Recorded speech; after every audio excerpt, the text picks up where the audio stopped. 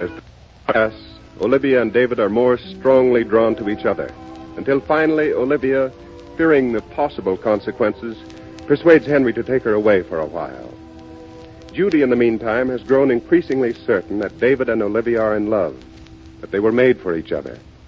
Tonight, she's gone out somewhere by herself. Henry's out, too. And Olivia, in spite of herself, is finally drawn to the living room where David is playing the piano. Olivia. Yes? Why are you and Henry leaving? Frankly, because I'm bored here. Oh. Oh, David, must you play that? You liked it once. Well, I'm sick of it now. Quite sick of it. Now you're just being cheap. I am rather cheap. Have you only just realized it? Wait. We mustn't quarrel like this. Oh, yes, we must. And do you know why? Yes, because... Because we're so alike. We're both used to getting everything we want. Oh, we're spoiled, David. And spoiled people come to no good end. Ask Hannah. I'd rather ask you. You were happy before I came. You'll be happy when I've gone away. Do you believe that? I wasn't happy. I was content. I'll never be content again. How can you say that? Because I love you. And you love me, Olivia. Oh, there's Judy. Hello, Judy. Well, this heat is pretty terrific, isn't it? Awful. But you look cool. Do I? I've been up on the ridge. It was lovely there. What made you sweat all that way on a night like this? I felt like it. Where's everybody? Oh, Henry's adding up numbers. I don't know where Hannah is, and I'm going to bed. No, don't go yet. I feel like talking. All right. I've got good news for you, Judy. The foal's been born. Oh, really? Is it a nice one? Yes, a nice little filly, chestnut. That's good. I'd better see the vet before he goes. Oh, don't look so cross about it. David, come here. What's the matter? There's some fuzz on your coat. I do wish you'd learn to look after yourself, David. There. That's better.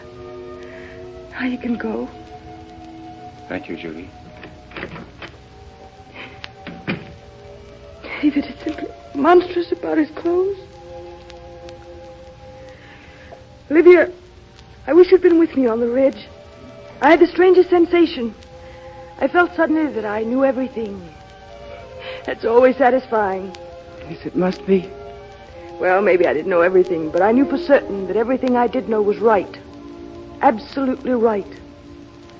What did you know, Judy? Rather more than you tonight. That's quite possible. I don't think I know anything tonight. You're making a big mistake, you know. What do you mean? You know that expression, two people being made for each other? Yes? Well, of course, it's used pretty indiscriminately.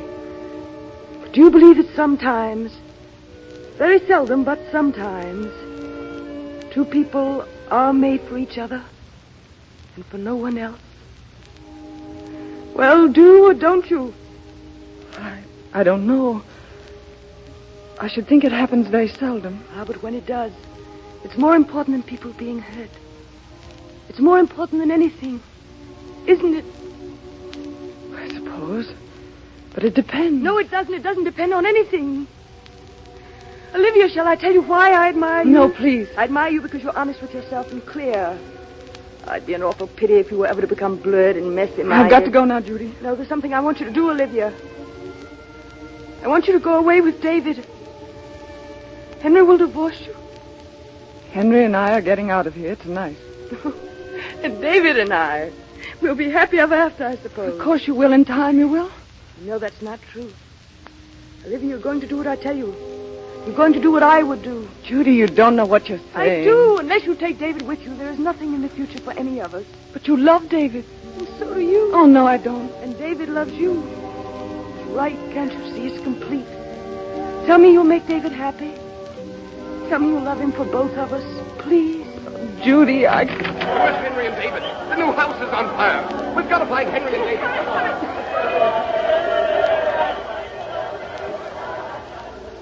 The new house. My new house. It's gone, Judy. I've lost it before it was ever mine.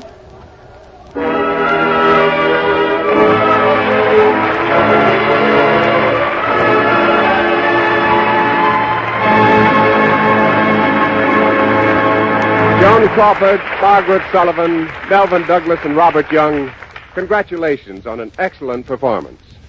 Ladies and gentlemen, go see The Shining Hour. You'll thoroughly enjoy it. You're about to hear If Men Played Bridge as Women Do.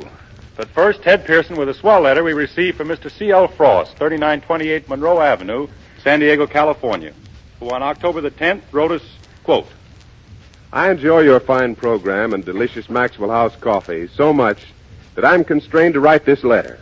As a young man, I lived in Nashville, Tennessee, and was well acquainted with Joel Cheek, the originator and blender of Maxwell House coffee.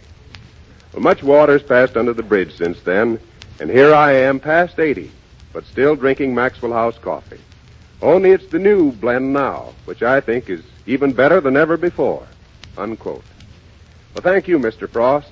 Letters like yours more than repay us for the time and trouble it took to perfect the new Maxwell House. And friends, when you try the new Maxwell House, you're going to find it smoother and richer by far, with a wealth of cheery stimulation in every cup. I think you'll agree, it's marvelous, too. It took 12 expert coffee blenders 8 months before they found the way to enrich Joel Cheek's original secret blend. Then, too, by roasting each bean evenly all the way through, the radiant roast process brings out more of the true flavor. This way, there's no weak coffee due to under-roasting, no bitter coffee due to parching. And remember, the new Maxwell House comes in 2 grinds. The regular grind is correct for the percolator or boiled method, while the drip grind is correct for all ways of making drip coffee.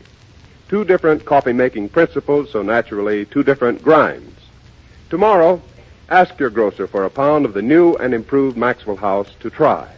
You'll say that now more than ever, it's the coffee that's good to the last drop.